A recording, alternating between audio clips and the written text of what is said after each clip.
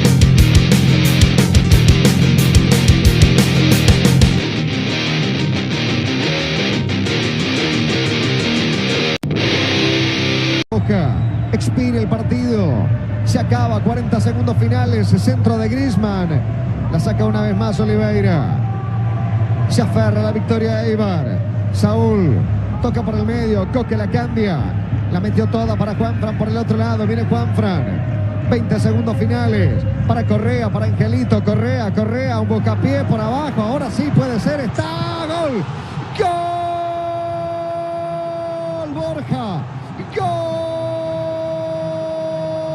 Borja Garcés, el pibe Garcés, Borja lo rescata del fondo del mar a Atlético de Madrid cuando expiraba, cuando terminaba la última del partido, no lo pueden creer en Eibar, Borja Garcés al menos lo empata para no perder, para seguir en la historia encima de Eibar, Borja Garcés empata el partido, Atlético de Madrid 1, Eibar 1. En lo que era una jornada histórica para el Eibar, Borja Garcés vuelve la jornada histórica para él.